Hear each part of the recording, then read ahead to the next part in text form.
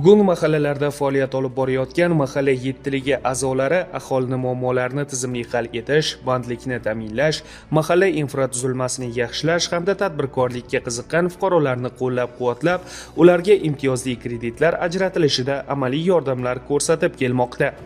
Ayniqsa mahalladagi xotin-qizlar faoli tomonidan ayollar daftarida turgan xotin-qizlarni kasb-hunarga o'qitish va ularni bandligini ta'minlash kabi amaliy ishlar olib borilyapti.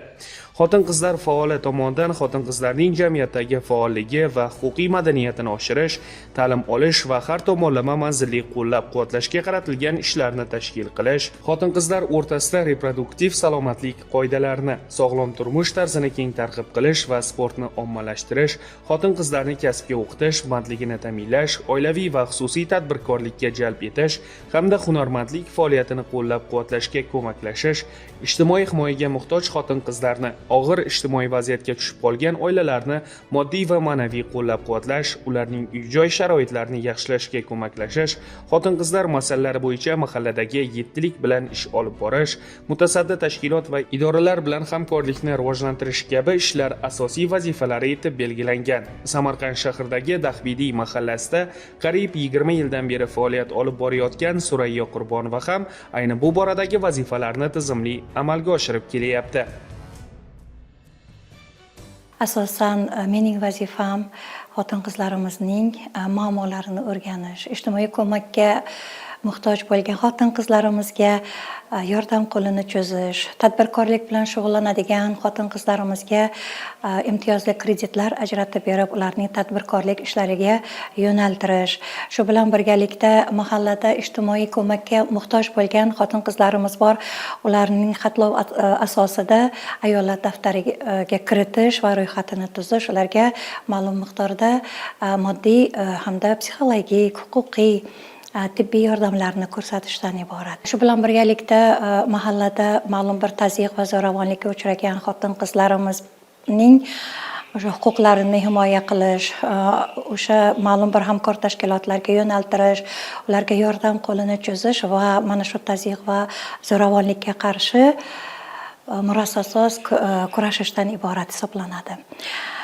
Bizning mahallamizda xotin-qizlarimiz asosan davlat ishlarida ishlaydi. Shu bilan birgalikda imtiyozli kreditlar asosida o'z tadbirkorligini yo'naltirib, xalqimizga xizmat qilib kelmoqda. 2025-yil yanvar oyidan boshlab biz ayollar daftari bo'yicha xatlov uyushtirdik. Mana shu xatlov natijasida ijtimoiy ko'makka muhtoj bo'lgan, tadbirkorlik yo'nalishini olib bormoqchi bo'lgan, shu bilan birga boquvchisini yo'qotgan yoki birinchi, ikkinchi darajali nogironligi bor yoki farzandi nogiron bo'lgan ayollarimizni aniqlab, ularning manzilli ro'yxatini tuzdik va yettilik kollegial qaror asosida bu ro'yxat bo'yicha bugungi kunda yordamlarimizni olib boryapmiz. Shu bilan birgalikda ma'lum bir qo'lidan ish keladigan, kasb-hunarga qiziqishi bo'lgan ayollarimizni aniqlab, kasb-hunar o'rganishi uchun tadbirkorlik markazlariga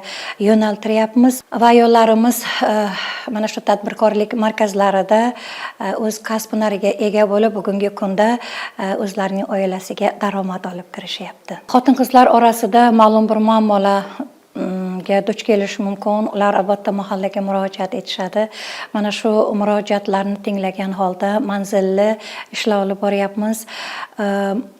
Ajrim yoqasida turganlarni o'sha mahalla xodimlari bilan birgalikda, qolaversa hamkor tashkilotlar, mahallada oqila ayollar tashkilotimiz bor, guruhimiz bor. Mana shu guruh rahbari, guruh a'zolari bilan birgalikda ajrim yoqasida turgan o'sha xotin-qizlarimizni ajrimdan saqlab qolib yoki ular bilan ma'lum bir suhbatlarni olib borib, yarashtirish ishlarini ham olib boryapmiz.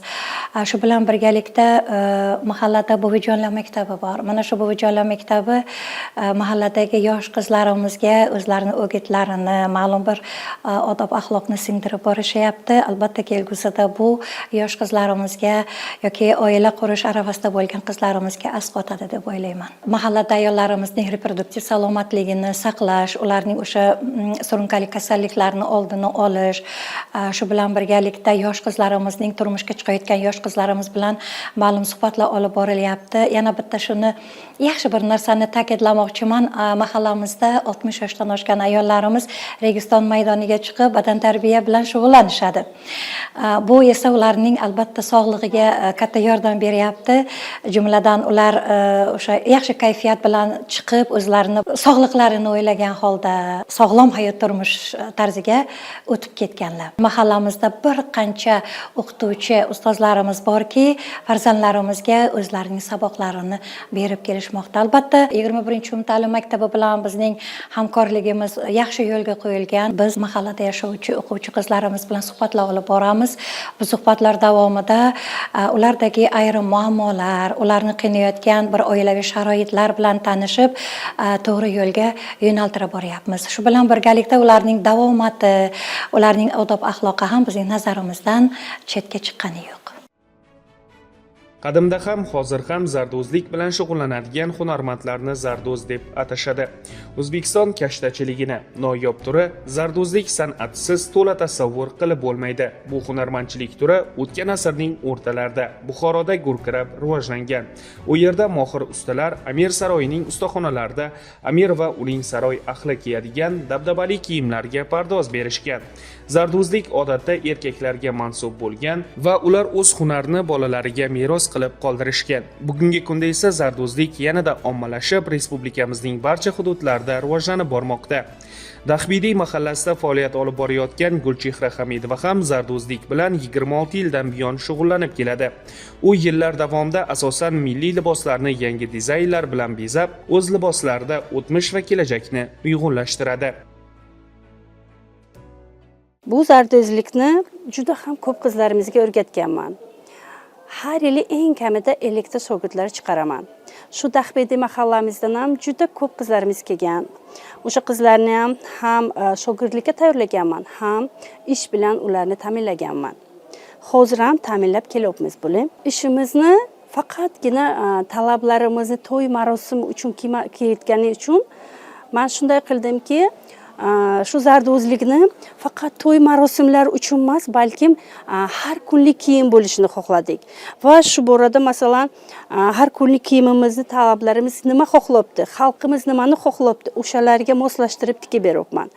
Bu zardo'zlik ishlarimizga faqat bizni xalqimiz emas, faqat o'zbekistonliklar emas, balkim chet elliklarni ham juda ham talabi kuchli. Men ularni talablariga binoan ulardan har kuni fikr almashtirib turaman. Ko'p chet el davlatlariga bo'laman, ko'p ko'rgazmalarga qatnashaman va har bitta ko'rgazmada borganimda har bittalaridan yangicha fikrlar, yangicha narsalarni o'rganib, kelib yana o'zimni qizlarimga, shogirdlarimga o'rgataman. Bu zardo'zliklarimizni faqat to'y marosimlari uchun bo'lmasligi uchun qadimiy beqasam adreslarimizni rivojlantirib, ana shu narsalarimizga ham buni kiritib, o'zimni brendimni yaratib, Gulzara brend deb qo'yganman. Men bu an'analarimizni 3-avlodiman. Avvalda onamlar bularni qadimgida faqat do'ppi-do'zlik qilganlar. Bu darajada bo'lmaganlar. Bularni men rivojlantirib, hozirgi talabga moslashtirib qilyapman. Men xohlardimki, bu an'anamiz davomiy bo'lsin. Chet el davlatlarga ko'rgazmalarga boraman, lekin u yerdan juda ham ko'p nima olib kelaman-da. Men bu yerda masalan foyda uchun, yana uchun emas, ko'pincha bizga ko'p zararli ham bo'ladi. Masalan, o'zingizdan ham ketishi mumkin-ku. U yerdan ko'p yangiliklar, ko'p narsalar olib kelaman. Juda ham ko'p narsani u yerdan o'rganib keldim. Shu uchun aytibman-ku, hozir mana bizning zardo'zligimizga faqat kelinlar qiziqar edi, hozir turistlarimiz qiziqyapti. Ularga talabiga moslashtiryapman. Tadbirkor bugungi kunda barcha yoshdagilar uchun bejirim liboslarni yaratadi. Bundan tashqari Gulchehra Hamidova mahalladagi 28 nafar xotin-qizlarni shogirdlikka olib, ularning bandligini ham ta'minlagan. Ahamiyatli jihati, xotin-qizlar bu yerda nafaqat hunar o'rganadi, balki real daromadga ham ega bo'ladi. Dahbedi mahallamizdan juda ham ko'p qizlarimiz kelgan. Men ularni faqat shogirdlikka tayyorlab qo'yib, bo'ldi, tugadi deya olmayman. Ularni kelajakda ish bilan ta'minlab, ularni juda ham ko'pi bizdan juda xursand, chunki har kunlik ba'zilari shunday qizlarimiz bor, shunday ayollarimiz bor, ular meni yonimga kela olmaydilar. Ularni uy sharoiti to'g'ri kelmaydi, ham bu yerda kelib ishlab, ham u yerda ularni uyda ish bilan ta'minlab qo'yibman. Har kungi kelib ishlarimizni olib xursand bo'lib ketadi uyda. Chunki mablag', albatta odamga pul, oilasi, qancha ular mablag' topsa, oilasi tinch bo'ladi. Shu uchun kelib, ular faqat bu yerda emas, o'z uylarida ham ishlarini davom etib ketmoqda. Zardozlik narsalarimizga shunaqa talab kattaki, bu faqat kelinlarga emas, men balkim kuyovlarga juda ham chiroyli to'nlar tikaman. Keyin sunnat to'ylarga tikaman. Har xil sarpolarni tikib beraman. Beshiklarga, chaqaloqchalarga beshiklarni qubbadan qilganman, juda chiroyli. Do'ppilarni har xil turlarini qilaman. Oyoq kiyimlarni juda ham chiroylilarini qilaman. Chunki har bitta narsamiz milliyligimizni o'zi chiroyli. Shu uchun men buni xohlaymanki, har bitta qizimiz, ayollarimiz milliyligimizni yo'qotmasin. Shu rivojlanib ketsin. Shu uchun talablariga qilib, men milliyliklarni rivojlantiribman. Ham faqatgina o'zimizni ayollarimiz emas, balkim chet ellik ayollarimiz ham qiziqib ana shu milliylik narsamizni kiyib boribdilar. Dahbedi mahallasi shaharning markazida joylashganligi sababli sayyohlarning milliy hunarmandchiligimiz, an'analarimiz va qadriyatlarimiz bilan yaqindan tanishishlariga imkoniyat yaratish bilan birga hudud aholisi bandligiga, turizm sohasi rivojiga xizmat qilmoqda. Mahallada bugungi kunda oilaviy mehmon uylari ham mavjud bo'lib, Samarqandga kelgan mehmonlar uchun juda qulay. Mahallada istiqomat qiluvchi Shavkat Ismoilov va Dilnoza Nasimovalar 6 yildan beri shu soha bilan shug'ullanib keladi.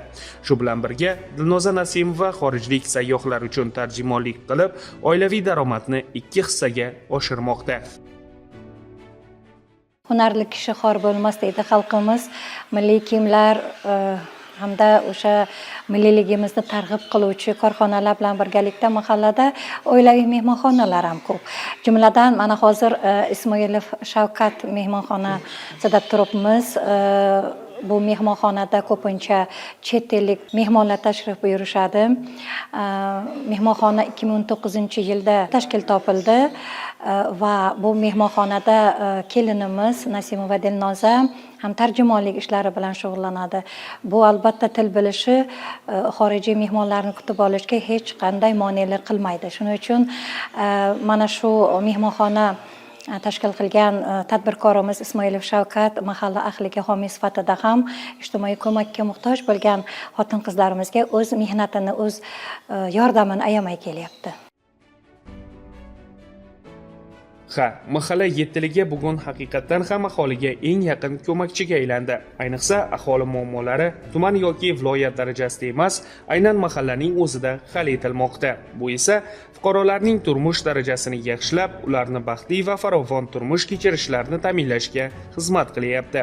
Ayni bu boradagi ishlarni amalga oshirishda esa mahalladagi xotin-qizlar faoli Surayyo Qurbonova samarali faoliyat olib borib, xotin-qizlarning bandligini ta'minlashda va ularga amaliy yordam ko'rsatishda muhim rol o'ynamoqda.